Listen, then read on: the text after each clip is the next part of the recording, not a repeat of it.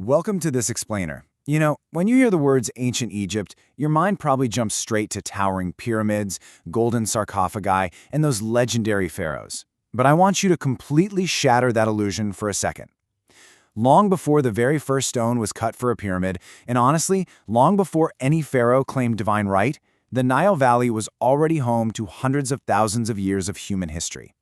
Today, we're diving deep into the massive, often hidden epic of prehistoric Egypt. It is the ultimate origin story. We really have to ask ourselves, before the pharaohs, who actually ruled the Nile?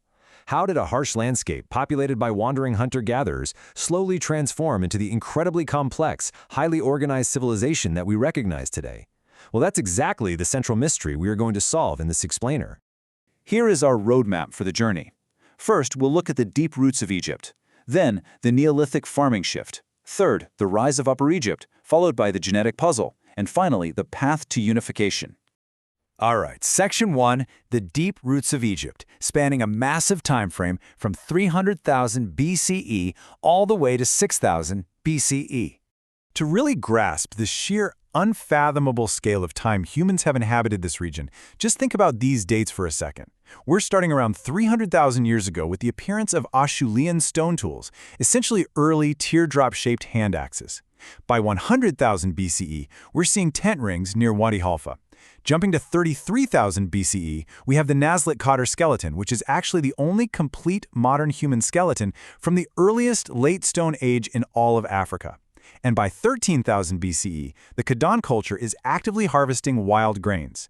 This brilliantly illustrates the incredibly slow, gradual evolution of human habitation along the Nile.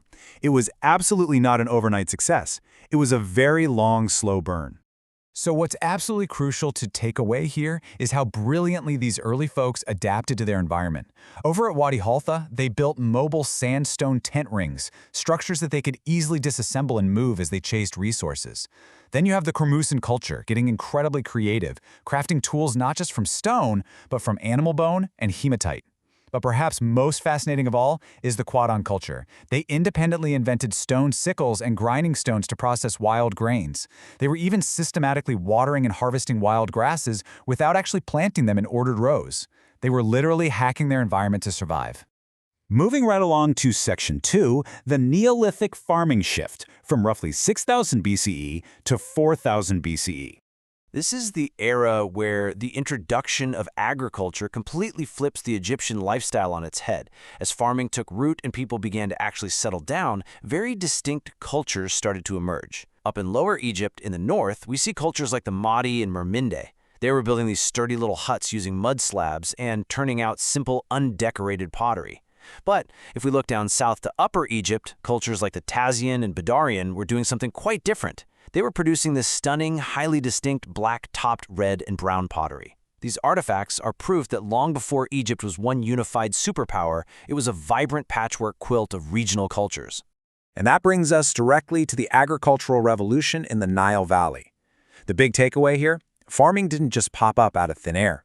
Around 6,000 BCE, non-indigenous sheep and goats were actually brought in from the Levant. The early Egyptians took these Near Eastern domesticates, along with planted crops like wheat, sorghum, and barley, and wove them right into their existing foraging habits. This was a total game changer. It allowed populations to finally stop their endless seasonal wandering. They built permanent, sedentary settlements, complete with communal storage pits and rudimentary mud brick architecture. Basically, food security paved the way for massive community growth. Okay, Section 3, the rise of Upper Egypt, specifically focusing on the Chalcolithic period. It's during this specific era that Upper Egyptian cultures, especially the Naqada, really begin laying down the architectural and cultural groundwork for dynastic rule. Just consider the incredible technological leap happening right here. We have officially moved from simple stone tools to breathtakingly beautiful decorative art. The craftsmanship on those Naqada jars, the wildly intricate flint knives, the ceremonial cosmetic palettes, it's just stunning. These aren't merely survival tools anymore. This is a culture that finally has the time, the abundant resources, and the specialized skills to create art, to experiment with copper, and to truly express a shared identity. This burst of innovation feeds directly into the Grizian culture, which is also known as Naqada too. Honestly, this period is effectively the true foundation of dynastic Egypt. Why does this matter so much? Well, a significant drop in rainfall forced everyone to rely completely on the Nile River for farming. Because of this climate shift, sedentary life just exploded.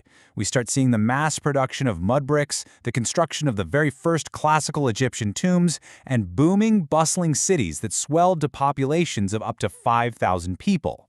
Society was getting highly complex and was getting very crowded. But it's important to remember they definitely weren't living in a bubble.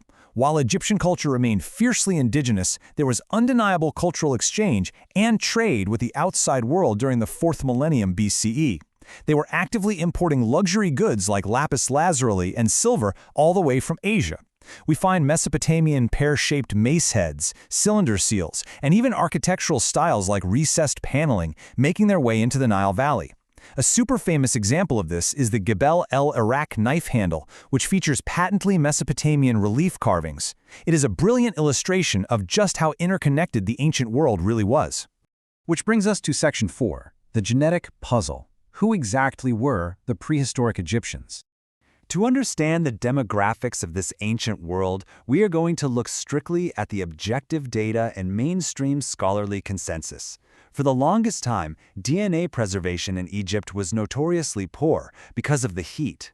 But in 2025, a groundbreaking study actually sequenced the complete genome of an early dynastic male found in Nuweirat. His ancestry was heavily rooted locally. 77.6% was associated with North African Neolithic ancestry. But crucially, about 20% of his genetic makeup traced back to the Eastern Fertile Crescent, including Mesopotamia, alongside a small 2.4% trace of Ibermaurusian, an indigenous North African lineage. This objective data proves that alongside trade goods, there were absolutely ancient migration flows from the Near East, mixing naturally with dominant North African populations. To put all this data into a broader, more digestible context, the UNESCO International Scientific Committee reviewed decades of multidisciplinary research on this exact topic. Their chair, Augustin Hall, summarized the mainstream scholarly consensus perfectly in 2025. He stated, "Egypt is African with a fluctuating distribution of African and Eurasian populations depending on historical circumstances." So Egypt essentially sat at a totally unique geographical crossroads, experiencing all sorts of demographic shifts over thousands of years. So the crucial point to remember is that rather than a single, homogeneous, identical group of people, physical and skeletal evidence reveals a diverse biological gradation up and down the Nile River. Down south, Upper Egyptians shared more biological affinities with Sudanese and Southern African populations. Meanwhile, up north, Lower Egyptians had closer genetic links with Levantine and Mediterranean populations.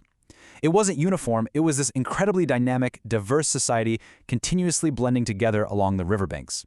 Finally, we arrive at Section 5, the path to unification, covering the Naqada III period from 3200 BCE to 3000 BCE.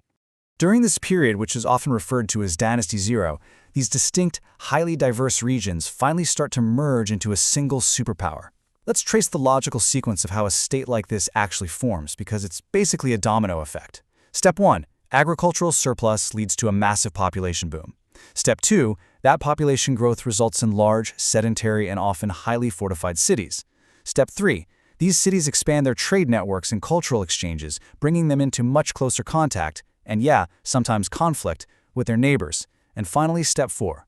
This escalating complexity ultimately triggers the unification of Upper and Lower Egypt into one centralized state. Hundreds of thousands of years of slow, grinding development suddenly hit fast forward into state formation. And just look at what explodes onto the scene during this incredible acceleration.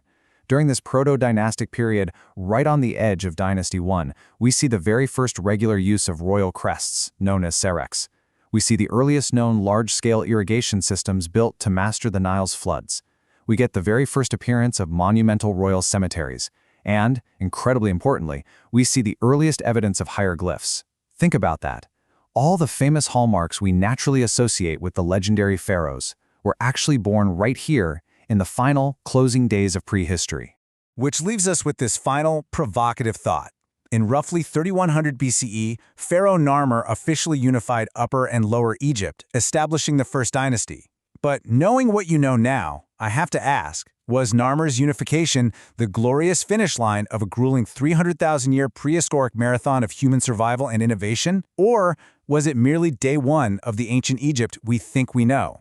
Thanks so much for joining me on this explainer. I really hope it gave you a completely fresh perspective on the deep, deep roots of the Nile. Keep learning, and I'll catch you next time.